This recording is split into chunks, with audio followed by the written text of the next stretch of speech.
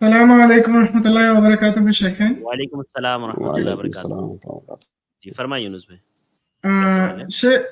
شیخ جب سلام پھیر دیتے ہم صلاۃ کے بعد، صلاۃ ختم کرتے ہیں تو کچھ مسجدوں میں زور سے اللہ اکبر بول کے استغفار شروع کرتے ہیں شیخ، اور کچھ مسجدوں میں ایسا ہوتا ہے کہ اللہ اکبر زور سے نہیں بولتے ہیں، سیدھا استغفار شروع کرتے ہیں، تو کون سا عمل صحیح ہے؟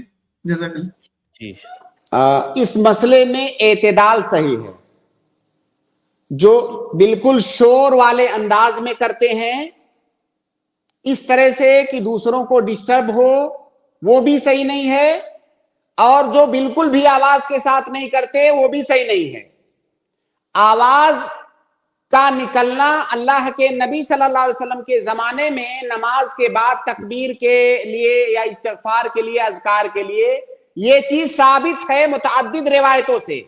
بلکہ عبداللہ ابن عباس رضی اللہ تعالیٰ عنہما کہتے ہیں کہ میں نبی صلی اللہ علیہ وسلم کی نماز خط کے ختم ہونے کو تکبیر کی آواز سن کر کے جانتا تھا، کہ جب تکبیر کی آواز سنتا تو مجھے خبر ہو جاتی کہ اب نماز سے سلام پھیر دیا گیا ہے۔ تو آواز کے ساتھ تکبیر کہیں گے، لیکن وہ شور والی آواز نہیں کہ جس سے ڈسٹرب ہو سارے لوگوں کو۔ آواز متوسط انداز میں، معتدل انداز میں آواز کے ساتھ اللہ اکبر کہنا، یہ اللہ کے نبی صلی اللہ علیہ وسلم سے ثابت ہے، اور ایسے ہی کہیں گے۔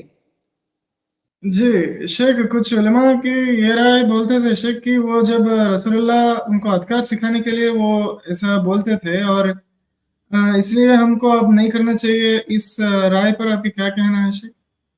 یہ جھوٹ ہے، یہ غلط ہے، یہ تہمت ہے۔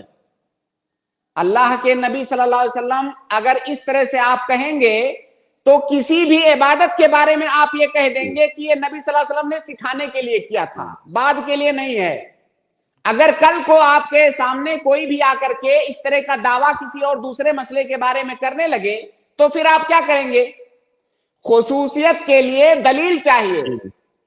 اللہ کے نبی صلی اللہ علیہ وسلم کے زمانے میں آپ نے جو کچھ کیا، جو کچھ سکھلایا، وہ سب کچھ ہمیشہ ہمیش کے لیے ہے، الا یہ کہ اگر کوئی دلیل آ جائے خاص کہ ہاں یہ سکھانے کے لیے کیا تھا صرف، تب ہم کہیں گے کہ نہیں یہ جو ہے خاص تھا۔ جیسے کہ ایک روایت میں ہے، وہ بھی غالباً عبداللہ ابن عباس رضی اللہ تعالیٰ عنہما ہی کی روایت ہے، کہ جنازے کی نماز میں انہوں نے سورہ فاتحہ زور سے پڑھا آواز کے ساتھ۔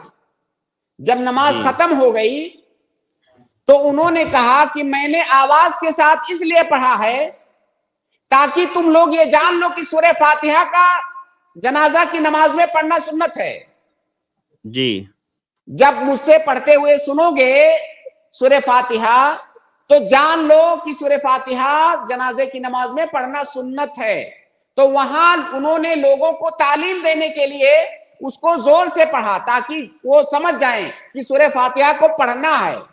ورنہ اللہ کے نبی صلی اللہ علیہ وسلم جنازے کی نماز میں دعائیں آہستہ پڑھتے تھے، سری انداز میں، لیکن جو ہے عبداللہ ابن عباس نے سورہ فاتحہ کو آواز کے ساتھ پڑھا، یہ بتانے کے لیے کہ سورہ فاتحہ پڑھنا سنت ہے۔ تو وہاں پہ انہوں نے وضاحت کے ساتھ کہہ دیا کہ میرا مقصد یہ بتانا ہے۔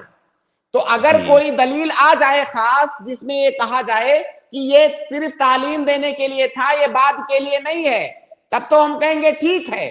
ورنہ اس طرح سے کسی بھی حکم کے بارے میں کوئی بھی آ کر کے دعویٰ کرے گا کہ یہ جو ہے تعلیم دینے کے لیے تھا، بعد کے لوگوں کے لیے نہیں ہے، تو ایسی کوئی بھی دلیل نہیں ہے اذکار کے بارے میں کہ وہ تعلیم دینے کے لیے زور سے کہی گئی، بعد کے لیے نہیں ہے۔